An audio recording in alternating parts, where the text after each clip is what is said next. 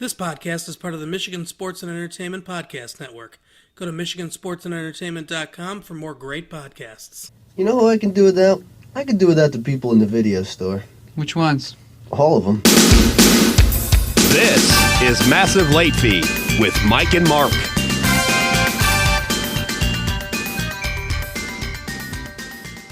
Hey everyone, welcome back to Massive Late Fee. My name is Mark. With me as always is my co-host Mike. How you doing, Mike? Not too bad. How about yourself?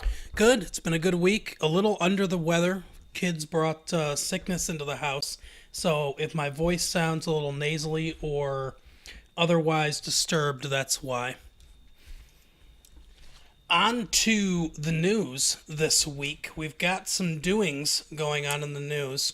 One of the big things has been all over Twitter. The Keanu Reeves and Alex Winter put something up on Twitter, and there is going to be a Bill and Ted 3. What do you think about a third Bill and Ted movie, Mike? I mean, I don't really think there's a need for one. I mean, I didn't, finish watching Bill and Ted 2 and thought, I really want to see a third one. I mean, I like Bill and Ted 1 and 2. Obviously, the second one is the superior of the two films, which is not debatable. But I really don't think there's a third one necessary. I mean, whatever. I like Alex Winter and Keanu Reeves. I'll pretty much watch anything with Keanu Reeves in it, so I'll probably see it at some point. How about yourself? It's funny because I agree with you about Bill and Ted 2, and I think we're in the vast minority, as your defensive tone suggested. But I don't get it, and it's one of the best sequels ever made, honestly, because just they could have so easily just done we're getting 5 more people from the past, and done something like that, like a lot of sequels do, basically just rehashing exactly what they've done before. But, there's robots in it, deaths in it, the afterlife. I mean, it's a crazy film, and I love all the ideas, how creative they got with it, and their balls to do something completely different, I think is great. And the second one is my favorite of the two movies. Yeah, what's funny is the movie came out maybe in 1992 or very late 1991. So just before all the hair metal bands were becoming increasingly unpopular. Yep.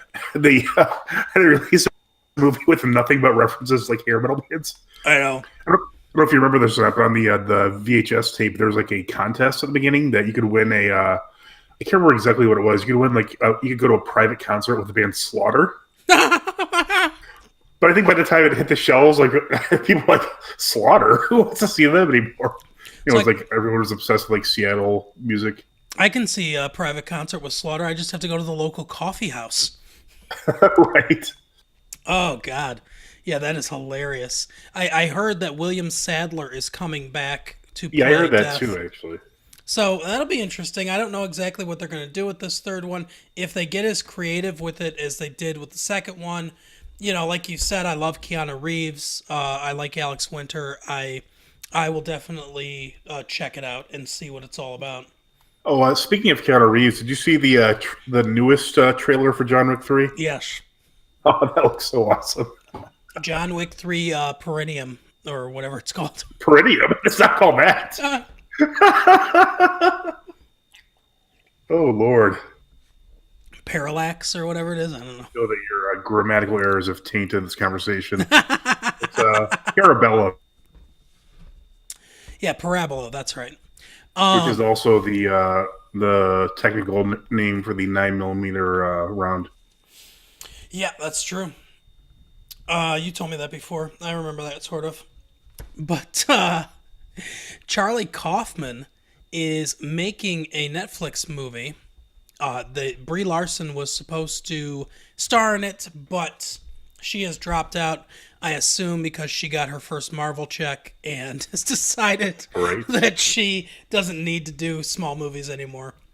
But Tony Collette is on board with it, as well as Jesse Buckley and David Thewlis.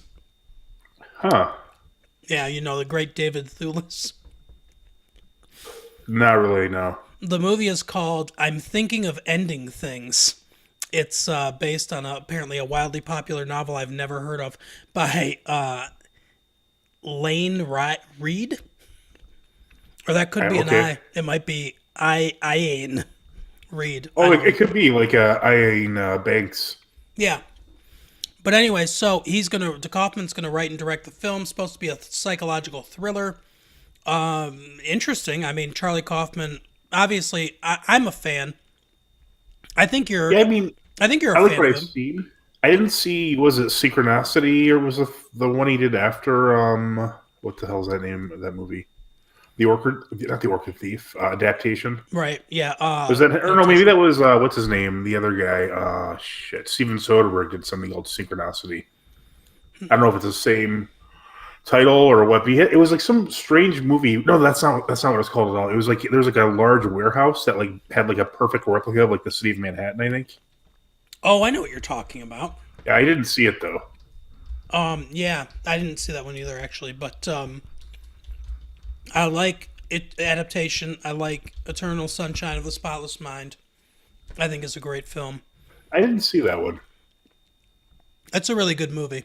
Yeah, I've heard it's good. I just have never seen it. But yeah, he's Charlie Kaufman has a very distinct voice. Schenectady, New York. That's what you're thinking of, right? Yeah, yep, that's it. Yeah, he has a very distinct voice. He did that Confessions of a Dangerous Mind. That was probably, I think, because I saw adaptation, and obviously being John Malkovich, which I like a lot. Oh yeah, that's a good one too. But I saw being John Malkovich in adaptation. I didn't see either of those in the theater, but I did see Confessions of a Dangerous Mind in the theater. So I think that was the first screenplay that he wrote that I saw. Okay, yeah, I saw all three of those in the theater. I didn't expect that I would like Confessions of a Dangerous Mind, but I really enjoyed that movie. It was pretty fun. Yeah, I liked it too, and I liked the weirdness of the way Yeah, the there was a lot script. of very bizarre parts in the movie, and that was only added to it. Yeah, and I think that's sort of a Charlie Kaufman staple. I mean, I certainly think he could do a psychological thriller. I think it'll be different. That's the thing is they'll call it a psychological thriller, but it'll be a Charlie Kaufman movie. Sure. So that I'm interested. It's coming to Netflix. I don't have to go out to the theater to see it. So it's filming right now. So I assume it'll be on Netflix in 3 weeks. No, I assume it'll be probably 2020, something like that.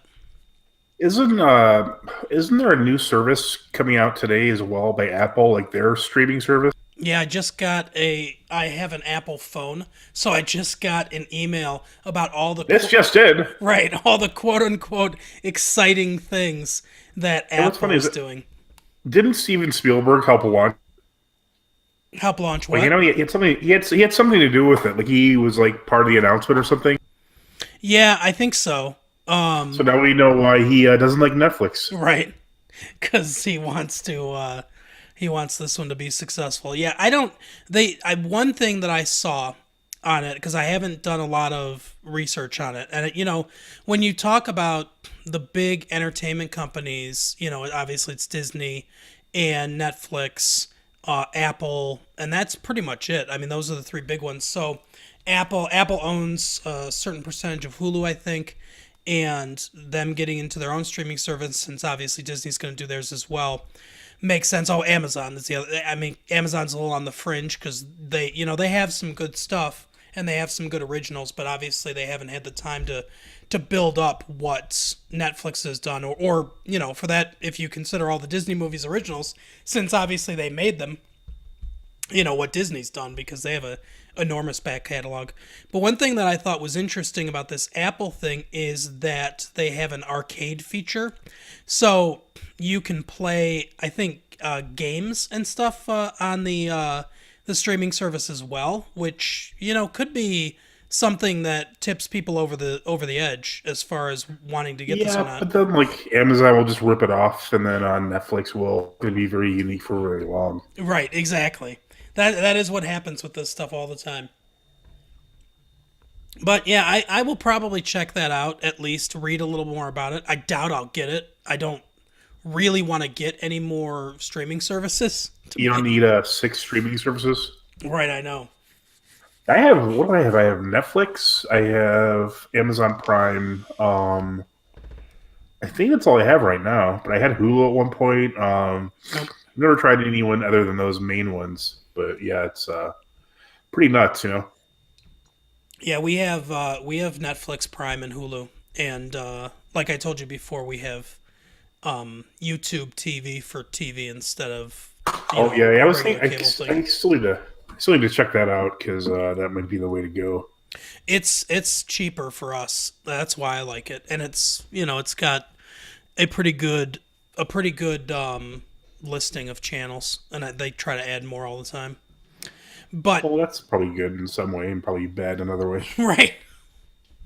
But speaking of Netflix, apparently they are hiring a bunch of game designers because they want to create more content like a movie that we reviewed, Bandersnatch, the Black Mirror Bandersnatch episode, the Choose Your Own Adventure story. And I Huh? don't care, to be Yeah, honest. I mean, it was. I didn't think it was an especially great episode of Black Mirror. There's tons that are much better than that one. Oh, yeah. Just I whatever, I mean, people will always, imitate other things. So, I mean, I don't know that it was that. Was it that? I mean, you never know with Netflix; they don't release the numbers, so I don't know how successful it actually was. But Exactly. if they're hiring game designers, it must have been pretty successful. I imagine with however they make money, I guess they did well with it. But Yeah, but I mean, at the same time, it's the Black Mirror brand, which is pretty, pretty strong as far as like quality goes. I mean, there's some episodes that aren't as great as others, but they're pretty consistently good. yeah, and I think that it was definitely both. If this was just like some movie that came out that was a choose your own adventure movie, maybe it would have gotten some views because of the novelty of it. But I don't think it would have been as big. Yeah, I think it being Black Mirror was a big part of it. And I think the way they did it was interesting, where it was very meta because he's creating a choose your own adventure game based on a choose your own adventure book in a choose your own adventure movie that you're watching. So, Yeah, that's definitely a Black Mirror esque kind of thing, and that's interesting. But one watch was enough for me where I was like, yeah. I mean, I kind of did like I used to do with Choose Your Own Adventure books and went back because they gave you the option and just read it a couple times. And it's like, yeah, I mean, I know some people were like obsessively trying to explore every path. That's just not interesting to me. yeah, and I mean, I guess I don't mind if they make a few of these, here and there. I don't have to watch them, so it doesn't hurt me at all. But I don't think that this will ever dominate the media. I don't think that it will be. I don't think it'll even be like reality shows, where reality shows became Yeah, another I think genre. I think you like sacrifice a quality story for like quantity of stories. Yep, I agree. And yeah, because to make Speaking of one, Marvel, yeah, to make one that's really good, you'd have to take years and years to make it. yeah, probably. But now on to educating Mike. So this week we're talking all about YouTube and YouTube shows that we like, YouTube channels that we like, and everyone knows, I try to make the educating Mike section fit in with our theme. So you might have thought it was hard to find a YouTube movie to do with educating Mike, but it wasn't really, because YouTube star Fred, who I don't know, but apparently was some annoying kid that was on YouTube screaming a lot and stuff, starred in his own film. I think his real name is Lucas Cruikshank, and he played a character named Fred, and he started his own film called Fred the Movie, which was released on Nickelodeon, I think, in 2010, way back YouTube was only 5 years old at the time. It looks god awful, as did his YouTube channel that I never watched. But here's the plot of Fred the Movie. Fred Figglehorn, an unpopular, hyperactive, and puerile 15-year-old who wears childish dungarees, striped t-shirts, and suspenders, believes himself to be cool and a good singer. So, I guess he's delusional? I mean, He that's like most of the people on YouTube who think they're doing a good job at covering a song. cool. Actually, that's true. This might be a smarter script than I'm giving it credit for. He is in love with No. he's in love with a girl named Judy, and is devastated to see her performing a romantic duet with his rival Kevin during music class. Fucking Kevin. Following this, Fred aspires to one day sing his own duet with Judy. After an attempt to dig his way to her house in order to avoid harassment by Kevin, Fred discovers that she has moved.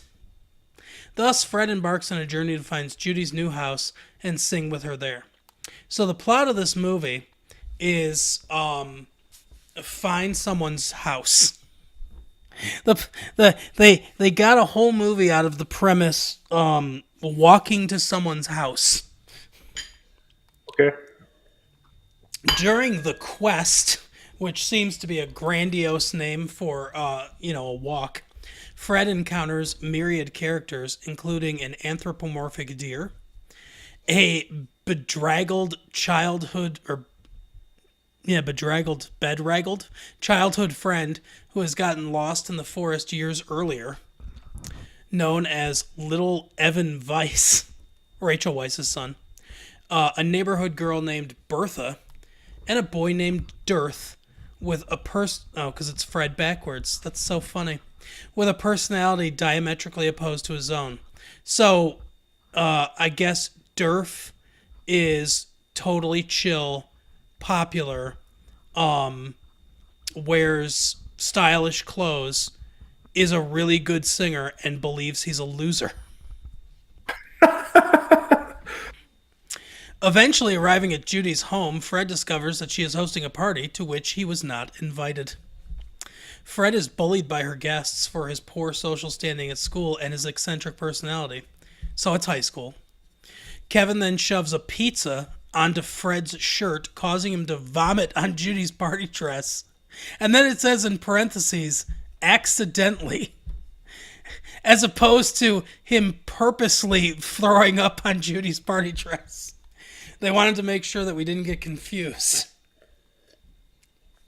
Ugh, miserable. Fred leaves the house and is infuriated to find that Kevin has posted a video of him vomiting on Judy on YouTube. In an attempt to get revenge, Fred decides to throw a party of his own, to which no one will be invited, in order to deceive others into believing that he has held a spectacular house party. Fred invites Bertha over, where they costume mannequins in different outfits and clown around while videoing the proceedings. So, first of all, they stole that from Home Alone. Apparently, they're just dressing up mannequins and then they're videotaping it. Why? To out themselves? Oh, here we go. Fred alters the video of the fake party and posts it on the internet, whereupon his peers are misled into believing that Fred and Bertha actually had an extraordinary party. Following this, Judy visits Fred's house and asks if the two may sing together, and Fred accepts the request. So, the end is just he gets that girl that he wanted, and not, he's falls in love with Bertha or like someone that actually, like, she treated him like shit the entire movie. And then the end is just, I get to be with you.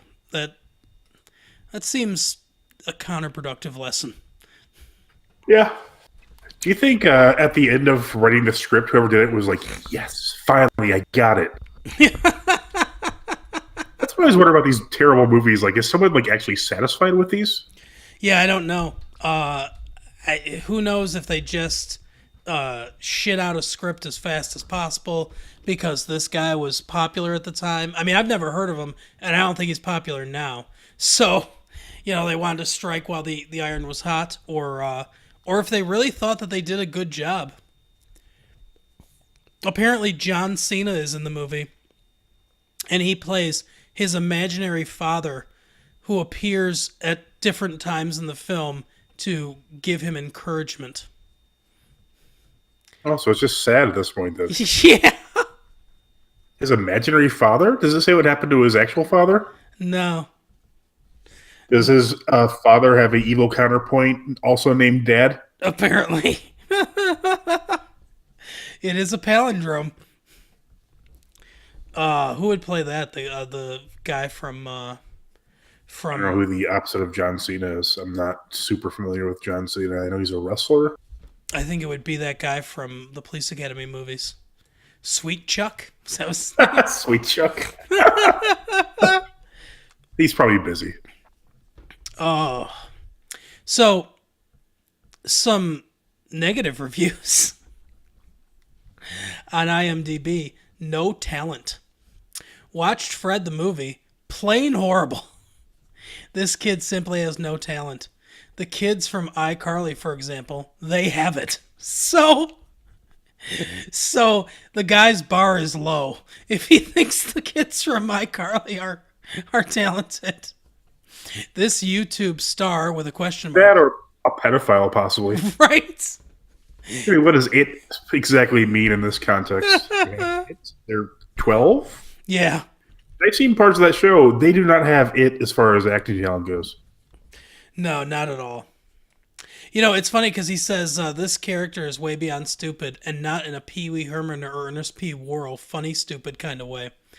That reminds me, Ernest P. Worrell is, I mean, that, when is the last time that an actor was able to parlay a successful, you know, you can say whatever you want about how good the movies are or not, but a successful movie career, because they made a lot of money, just a successful acting career off of a commercial character. Like, a lot of people don't remember, Ernest started as not even national commercials, local commercials. Like in the South, I don't know. in the Southwest and Arizona, they had a spot that aired here for ABC Warehouse.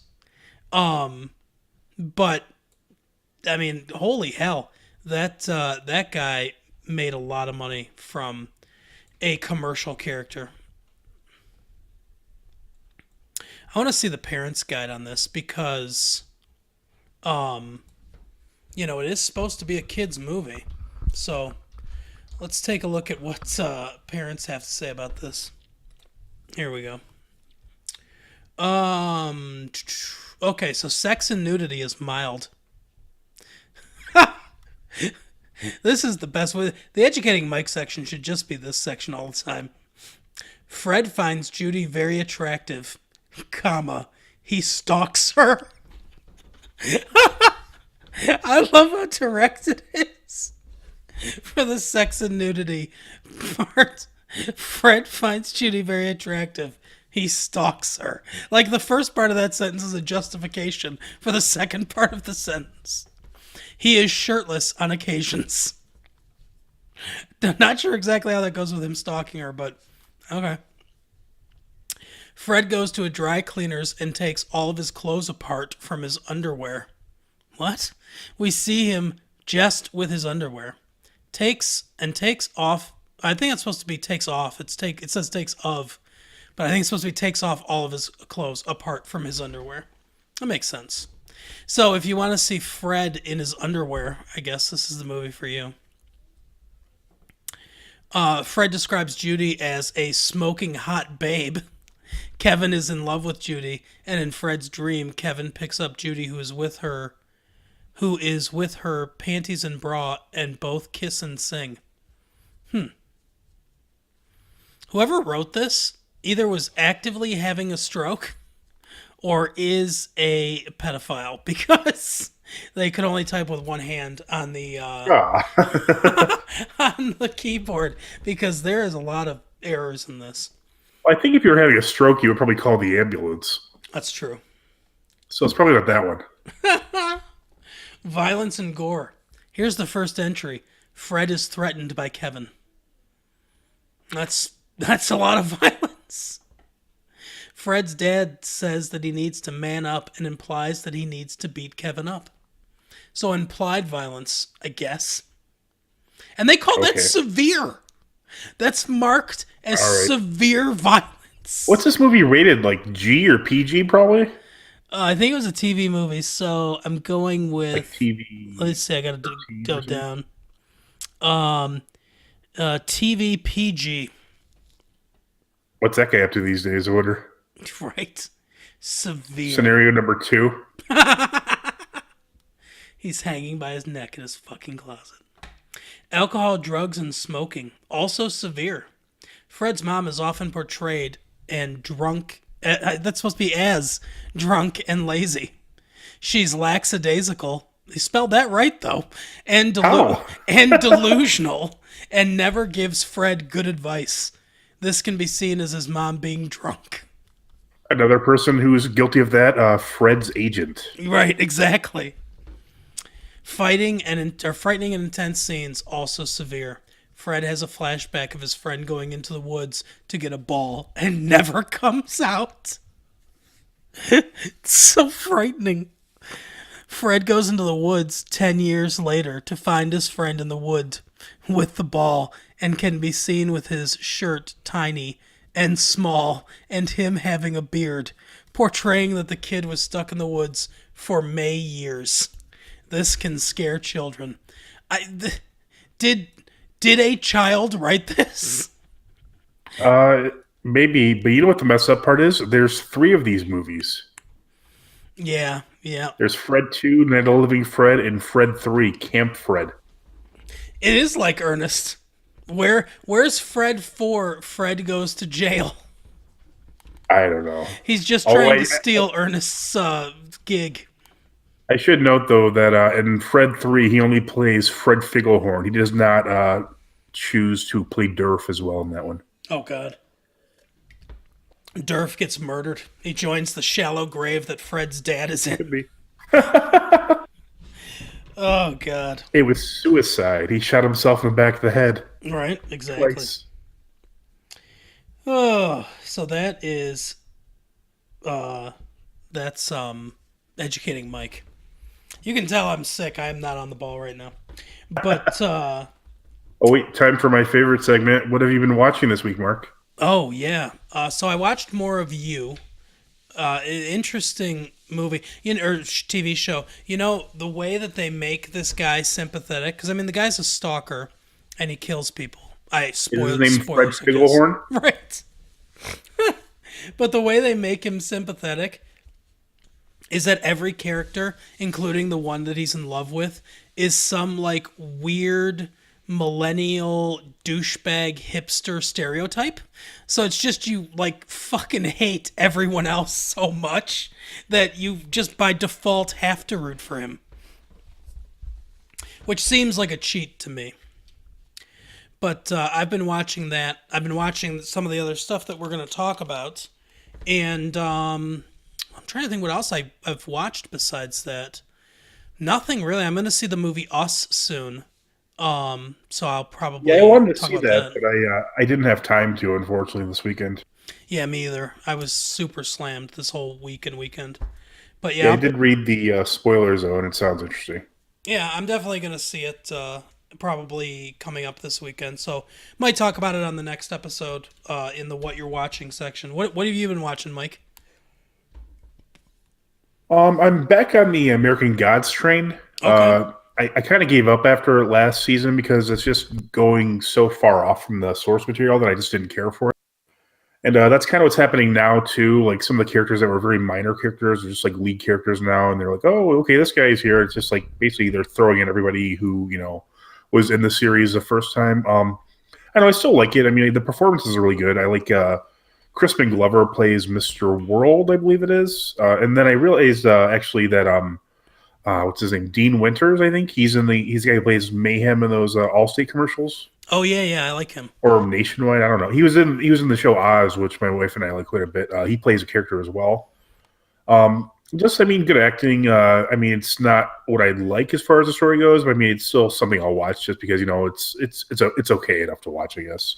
Yeah, like American Gods at 50% or 60% still probably better than most of the shows out there. Yeah, probably. I mean, that's not saying much, but it is. I would agree that it's better than most. Another show I just started watching, which I've been wanting to watch for the longest time, I just never have, is the show Narcos. It's been on Netflix for a while now. Mm-hmm. I was debating between that and Ozark, but I went with Narcos instead. It's got the only person I really know who from anything else in it is Pedro Pascal. He played the Red Viper on Game of Thrones, a show which you don't really watch, from what I've understood. Yeah, I need to. I think I'm 5 or 6 episodes in. Yeah, that's what I thought. But he's really good in the show, and he was good in Game of Thrones, as you don't know. And then other stuff that I've been watching is actually just what our next topic's going to be. So, what have you been watching this week, Mark? I already told you. Okay. I mean, I can tell you again. I watched you. Oh yeah, that's right. I keep forgetting if we go back and forth on this or if we all go at once. Seems to change each time we do it. Well, consistency is the key to a good podcast. So everyone out there knows we don't have a good podcast. So I've been watching American Gods again. Okay. How's that going for you? So speaking of other podcasts that are better than our podcast, we've got a promo for one of the other podcasts on our network. This is Decomposition Podcast, and they go through, I mean, they're going to tell you in their own way, but they go through a different song every week, and they kind of break it down, decipher meanings, whether it's good or bad. A lot of times, their tagline used to be decomposing, all the songs we love to hate, or all the terrible songs we love, or something like that, where they would purposely take bad songs that they still kind of liked, like guilty pleasure songs, and then go through them line by line. But now it seems like they kind of do anything. They'll do good songs, they'll do bad songs, they'll do songs they love, songs they hate, and it's very interesting. And even if you don't want to, they have a lot of episodes, and even if you don't go through and listen to all of them, I'm sure you can scroll through their catalog, find some songs that you're interested in, and they always have some really good facts about them. So here is Decomposition Podcast. Hi, this is Brad. And this is Katie. And we're the hosts of Decomposition Podcast. I think, considering the material we're working with, that language was neither shocking nor inappropriate. It's Good enough for me. upsetting and delightful. Much like Yeah. this song. No, this is just rhyming nonsense. Yeah, here to hyperanalyze all your favorite terrible songs. From Billy Joel to Taylor Swift, And Pitbull to Kiss, we break down what makes these songs so good. while they're so bad. This is a postmodern commentary on human existence. Billy Shakespeare did write a whole bunch of sonnets. 154 to be exact. I am not suggesting that this is a good or artistic song in No. any way. It's not good, but it's great. You can find us at decompositionpodcast.simplecast.fm. Or subscribe on iTunes or your favorite podcast app. Check out our new episodes every Monday, and remember, They're not guilty pleasures. if you don't feel guilty. Well, that was Decomposition Podcast, and I urge you to go check out their show. They are on Twitter. They're on Decomposition Pod on Twitter. They're on Facebook. You can find them on iTunes, Spotify, pretty much any place you can find us, but they are a great show, and definitely check them out. The main topic for the show today, as Mike alluded to, is YouTube shows.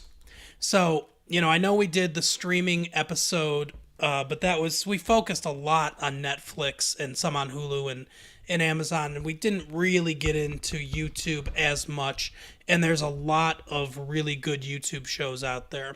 So, Mike,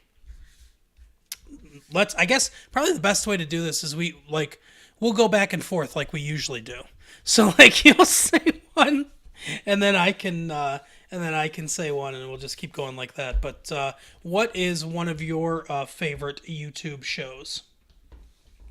I've mentioned this many times on here before, but I'm a huge fan of the Hot Ones with Sean Evans.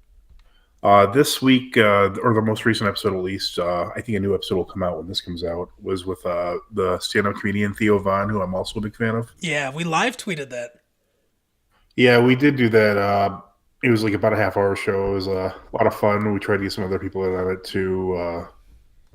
Yeah, I just really enjoy the show. It was kind of interesting because I didn't find out until this episode that Sean actually used to be in marketing. Yeah. He was like a copywriter in Chicago. Yeah, And that it was just kind of cool. like it was kind of interesting, like his path. How he just like basically kept writing and trying to find a way to do something other than that. And that's I mean, because I had never heard of him before the Hot Ones. I think he has some association with the First We Feast channel that he's on. I don't know if he helped found it or what. I really don't know, but it's kind of weird because like basically from the get go, like from all I've seen, Hot Ones has always had like really high quality guests like immediately. Mm-hmm. Yeah, Like I like the show a lot too, and you turned me on to it, but I've gotten into it and I've started watching a bunch of the old episodes, and I agree. Like, even going back like all the way to the beginning, they've had really good guests. yeah, and still consistent. The one with Shaquille O'Neal is a hilarious episode. They get like a pretty wide variety too. It's a lot of like hip hop artists, athletes. Gordon Ramsay was on there. Charlize Theron was on the show. Just like a huge, variety of people, and it's just a fun show to watch. A lot of stand-up comedians on there as well. Yeah, it's definitely a funny one, and like we've mentioned before, I mean, Sean Evans has the best research department on the internet. Great questions, really insightful questions. And, he seems to get, I don't know if it's because of the wings, because their defenses are broken down a little bit or whatever, but he seems to get pretty honest answers out of people for the most part. And just a really fascinating interview and fascinating interviewer. One of the ones I've talked about a couple times before, but not in super detail, I suppose. And one of the first YouTube channels that I really got super into is Red Letter Media, and they got famous. They were founded by Mike Stoklasa and a guy named Jay Bauman, and then Rich Evans came aboard in, I want to say it was like 2009, 2008, maybe even a little bit before that. But they're based out of Milwaukee, Wisconsin. So they're fairly close to us. And I think they have a similar Midwestern sort of sardonic style of humor. One of their like calling cards is that they pretend like they hate most things, but they do give positive reviews to a lot of different movies. They're pretty big fans of the Marvel movies. At least they give good reviews of them. I can't really see either one of them being like actually into the Marvel movies, but they appreciate them for a story and technical level, I suppose. But they went to film school. They're highly educated, and they got real famous because Mike Stoklasa did a 90-minute Phantom Menace review where he basically, like, because he loved Star Wars but hated the prequels, and he went like, I mean, in incredible depth as to why the Phantom Menace is such a horrible movie. And it was something that at the time that he did it was not really done before, not to that degree, and not to that, not like that long, like 90 minutes. Like, everyone would have said, oh, a 90-minute video is never going to work on YouTube. No one's ever going to sit for that long to watch a video on YouTube, but it got millions of hits, and it really launched their channel to a different level. And then they started creating shows based on that. They, like I said, they went to film school, and they wanted to make movies. They got a like a space. It looks sort of like a warehouse. You can see it in some of their videos, but it's where they can build their sets, and they make their own films, which you can buy on their website, and I think they're available to stream and stuff like that as well. But and they have their own merchandise and all that kind of stuff, and they, to build up their channel, they created these different shows. One of the first shows they created was Half in the Bag, which is a movie review show. So, and one of the other things I think that's great about them is that all these other YouTubers, they have their schedules that they kind of stick to, because that's sort of what you're supposed to do, especially the movie review ones. Like they'll review one movie every week. Even if it's a movie they have no interest in, is not popular, they don't want to see, because they want to have that consistency. And one thing that I love about Red Letter Media is that they put out a half in the bag just whenever they want. There is no schedule. It doesn't come out on a certain day. It's just whenever they feel like putting out a video, any of their videos, whenever they feel like putting out a video, that's when it comes out. So that, I think that sort of highlights their like lackadaisical, we don't care about stuff vibe. And that vibe, I think, is a lot of what draws the popularity to their show. They also do Best of the Worst, where they talk about, they take 3 movies and they watch them, usually like older 80s B movies, horror movies, things of that nature. And then they say what they think the best of the worst is. And then what they destroy, the worst of the worst, basically. Mike, I think you'd really like this channel, though. It's very much in our sense of humor, and I think the one that you should start with is a best of the worst, where it's a revenge tape, and I can't remember exactly what number it is, but if you type in Red Letter Media Revenge on YouTube, I'm pretty sure it's the first one that comes up. But you should check that out if you have a chance. I think that you would find it very funny, and they have a lot of good content on their show. Yeah, I'll have to look into that. I've heard you mention Red Letter Media before. I just haven't. I feel like I have no time for new shows because I really have enough time for the shows I already watch and listen to. Oh yeah, I know that feeling for sure. But what's another YouTube show that you get into? Another one that I really get into, and this is such a weird thing to get into, but it's actually kind of funny because my friend Matt and I've been trying to harass him to come up with a show similar to this for a while. Mm-hmm.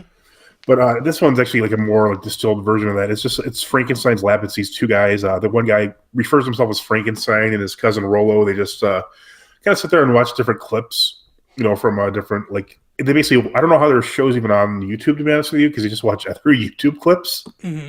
How their show isn't yanked for that, I don't know. That's funny. Yeah, they're up to like 100,000 subscribers now, and they started selling merchandise from the channel and stuff. I mean, it used to be just like stand-up comedy clips, and it's kind of neat because like they take suggestions from other people who, in the comments, are like, oh, hey, check this out, and then eventually they'll often check out that show and that sort of thing. They kind of expanded, like they do trailer reviews now sometimes, and like they're recently the movie Us, they reviewed that as well. Mm. I don't know, I really just enjoy the show. It's just fun. Like they seem like fun guys to hang out with, and it's just like they almost have like catchphrases because the one guy's always like okay. The other guy's like, oh my god, like it's in every episode you'll hear one of them say that. It's pretty hysterical.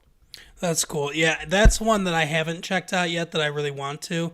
So I'll probably do that at some point this week, check them out.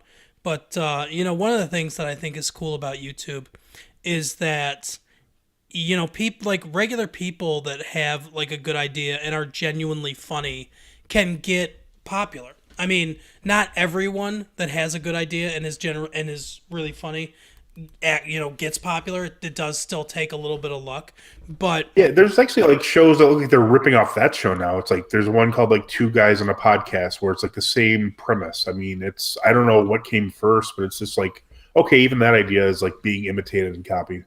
Yeah, there's one that I won't include on my list, although I do watch it occasionally, called Cinema Sins, which it started out and I really enjoyed it, and I still like the show, but I don't know, the premises weren't a little thin on me. But they go through and they watch they do a movie every week. Usually it's a movie that's available on Netflix or on video or something like that, on streaming. Not one of the new ones out in theaters. And then they sin it. They talk about all the things. Like usually they do plot inconsistencies or plot holes or stuff like that, and they smatter it in with some jokes and some like repeated sins and stuff like that. One of the early ones that they haven't done in forever was scene does not include a lap dance and stuff like that as just like a funny thing to do. But there's a show called Cinema Wins, which is the opposite thing, and it uses the same sound effect, the same font, the same counter for the wins as opposed to sins. It's the exact same thing, only the opposite. And somehow this guy doesn't get sued or have his channel taken off. I have no idea how. I don't know how. Like, CinemaSins is one of the bigger channels. I mean, like a really big channel. I want to say they have something like 10 million subscribers or something like that. I mean, they're not, there's some just ridiculous numbers on YouTube. They're not, in the top 5 or whatever, but they've got to be, they're way up there. Like they're higher than lots of channels like, Red Letter Media, which is a really big channel that a lot of other people talk about, is 551,000 subscribers, and they're like an influential channel that like Kevin Smith and has talked about before, like how much like he likes them, and just different people have talked about how much they like that. So yeah, CinemaSins has 8.3 million subscribers, so they're a giant channel, and they got ripped off, obviously, from different people, and no one says anything about it. I don't know how that works, but apparently it does. Oh, so that's pretty nuts. Yeah. But my next one that I like is Pitch Meeting. I think I've mentioned this one a couple times too. It's technically on Screen Rant's YouTube channel, which I'm just going to say I'm not really a big fan of Screen Rant, but I came across this somehow, and I started watching them, and it's funny in the comments. There's so many comments that were people saying this is the only reason I'm subscribed to Screen Rant, and but they're usually pretty short videos between like 2.5 minutes to 5 minutes or so. But basically, the premise of the video is it's a comedian named Ryan George, who has his own channel as well, where he puts other videos up. But he plays both the producer of a film and the writer of the film, and the camera cuts back and forth between them. And when he's the writer, he has glasses on, and when he's the producer, he doesn't. And it's him as a writer pitching movies that have come out already. Like he did one on Glass, he did one on the Into the Spider-Verse, and it's sort of like, I guess it's kind of like CinemaSins in a way, where a lot of the stuff he points out is inconsistencies and things like that, but he does it in a really like sarcastic, ironic kind of way, where they just like accept these things. Like I'm trying to think of a good example of one, but he did he's like in the Glass one, he says that they go to arrest the Beast, and they've got all these lights, and they're like, the producer's like, how does that work? And he goes, unclear. And he's like, okay, fair enough. And they just kind of move on from that. He does like a lot of stuff like that, and there's a lot of sort of recurring inside things. Like the guy that's pitching, the writer, he always says in every episode, he says something is super easy, barely an inconvenience, because the producer will say that must have been difficult, and he would say actually super easy, barely an inconvenience, and the producer always says things are tight. So like there was one pretty meta one where he's talking about the movie The Santa Claus, And he goes, so what are they, he's talking about, he goes to this meeting, Tim Allen's character goes to this meeting at the toy company he works at, and the producer says, what is he talking about there? And he said, oh, they're just pitching new toy ideas and stuff like that. And the producer goes, oh, pitch meetings are tight. Because that's the name of the show. But Nice. that one is particularly funny because he talks about, he says, so Tim Allen's character comes out of his house. He sees someone on the roof. So he takes out a gun and shoots him. And the producer's like, no, we can't do that. We can't have him kill Santa Claus. And, he says, why not? You do it all, like, why can Bambi's mom die, but Santa Claus can't get killed? And he was like, well, in those movies, the protagonist isn't the one doing the killing. Bambi doesn't shoot his mom. And he's like, oh, that's a good point. He's like, but he's got to kill him because that's sort of the premise of the film is that he ends up becoming Santa Claus. And he's like, well, you got to find another way. And he's like, well, what if he just falls off the roof?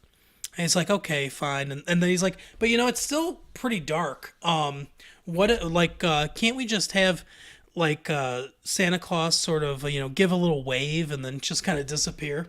And so the writer goes, okay, sure, that's fine. I'll have Santa's corpse reanimate, give a wave to the audience before he vanishes from this realm. The producer's like, oh my God, this is so dark.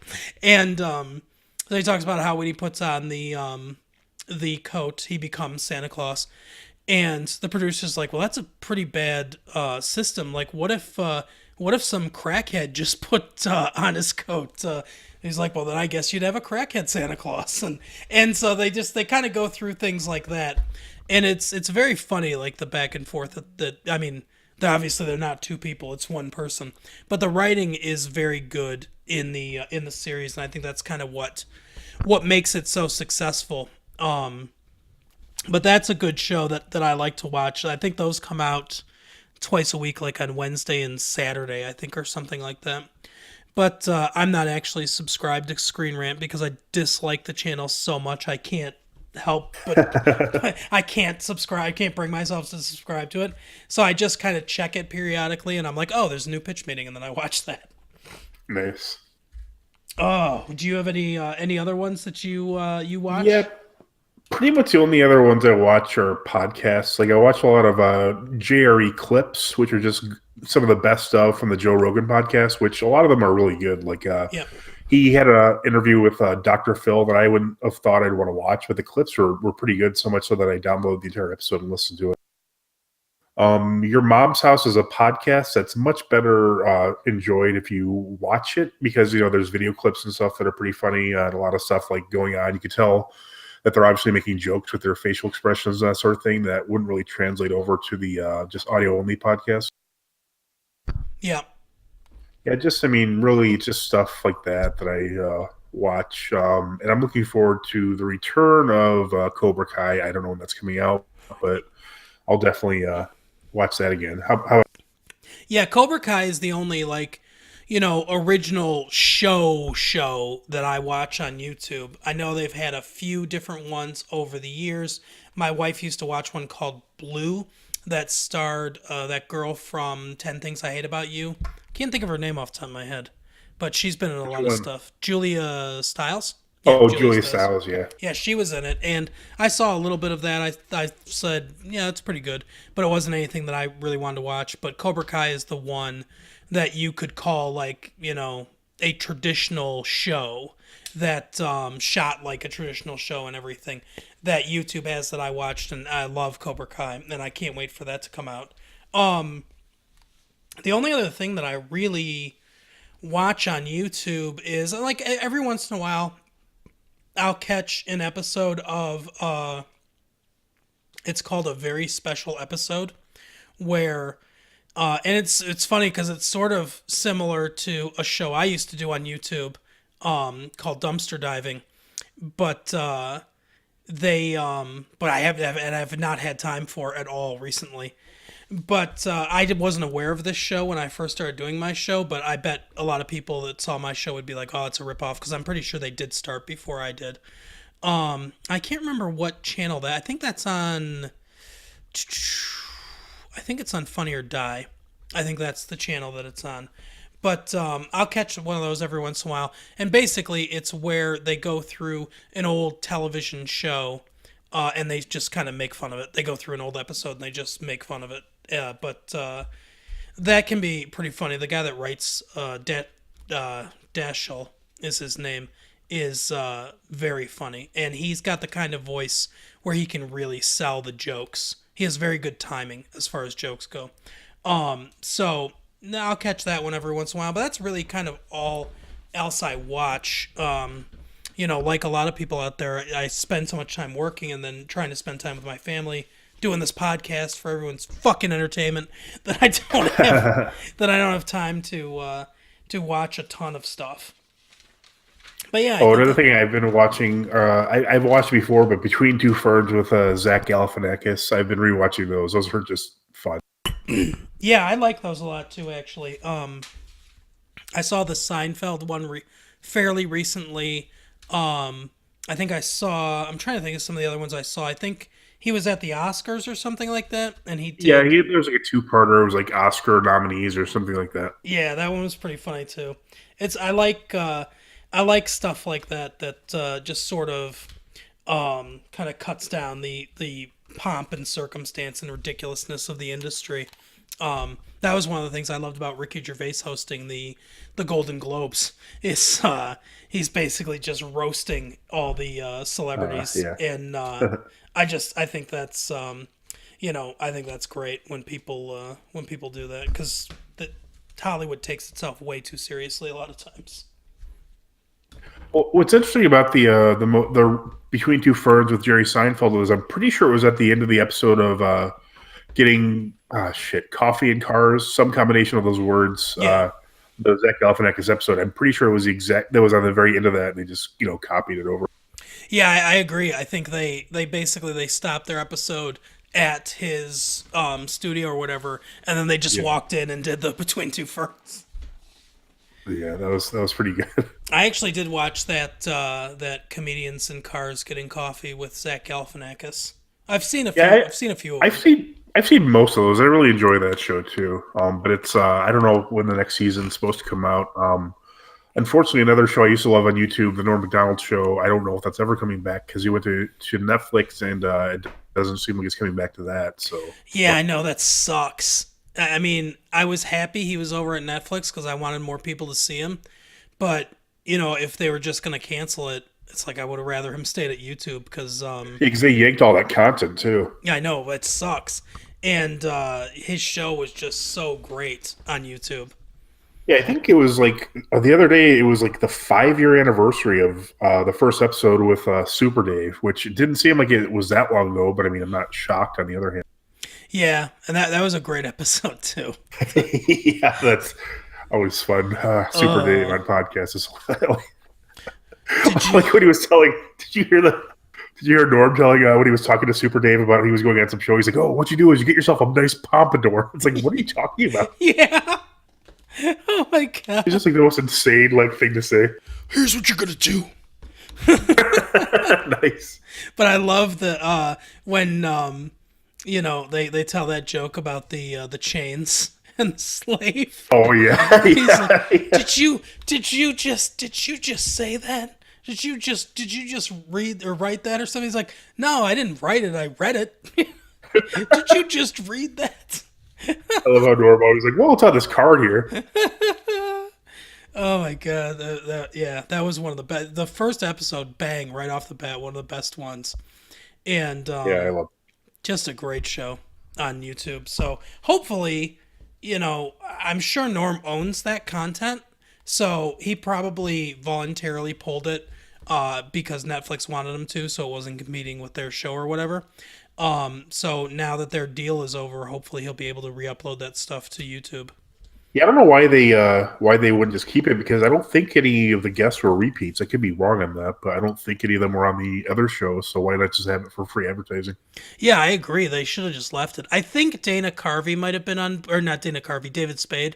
I think David Spade might have been on both, but he asked him different questions. If he was, yeah, it wasn't the same slightly interview. different. So yeah, it was slightly different for sure. Oh, but yeah. So that is our show for today. Um, Go back and listen to the retro late fee too if you want to. We did the Oscars because the Oscars came out in March of 1994. Steven Spielberg won Best Director and Schindler's List won Best Picture. That was the year Tom Hanks won. Oh, spoilers, by the way. That was the year Tom Hanks won his first Best Actor for Philadelphia. So we talk about that, and I make the prediction that Leonardo DiCaprio will never be a movie star because he was nominated for What's Eating Gilbert Grape. So I go and make a bold prediction that obviously I know is not going to come true, but sort of the humor of it all. You can find us on Facebook, Massive Late Fee, Twitter, Massive Late Fee. You can email the show, massivelatefee@gmail.com. You can find us on Facebook, MySpace, MySpace/Massive Late Fee. We're up there. Where else are we? Oh, we're on Bandcamp. We have an Instagram now too, Mike. I started Instagram Okay. because I don't know. Everyone told me I should do an Instagram, but I don't. Are we on SoundCloud? No, we're not on SoundCloud. But I don't know how to do Instagram, so I just put some pictures up there. I think I don't really know how we would do that for this podcast, but whatever. I don't either. But we're at Massive Late Fee on Instagram, and you can see like the 5 pictures I put up there so far. So Once we get 500,000 followers on Instagram, we will allow you to touch Paul Bellini. that's right. We'll allow you to touch Paul Bellini, and we'll reveal our faces, so you can see what we look like. Because I've gotten a couple emails of people asking what we look like, and I'm like, Some say young Paul Bellini. right, just Google it, because I'm sure at least my picture's out there somewhere. But yeah, and look at stickers in Sterling Heights if you want to know what Mike looks like. Yeah, or it's on my MySpace, but not the one I use for this show. So The secret find that MySpace one. we're Good not luck. telling you about. Yeah. secret MySpace. I've started up my secret MySpace thing again, and it's been a lot of fun. Oh, that's awesome. Thought they forgot about me, but they did not. But yeah, so that's our show. Like and subscribe or whatever. I don't know if you're listening to this on. I never mentioned this, Follow, but maybe. if you're listening to this on YouTube, you can like and subscribe to the channel. So do that, and follow us on iTunes or Twitter? Spotify or whatever. Yeah, you can follow us on iTunes, Twitter. Are we on Spotify? Yeah, we're on Spotify. Are we on Tidal, though? I've never heard of that, so probably not.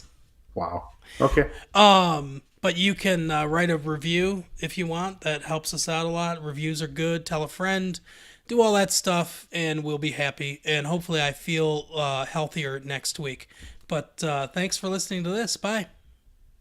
See you later.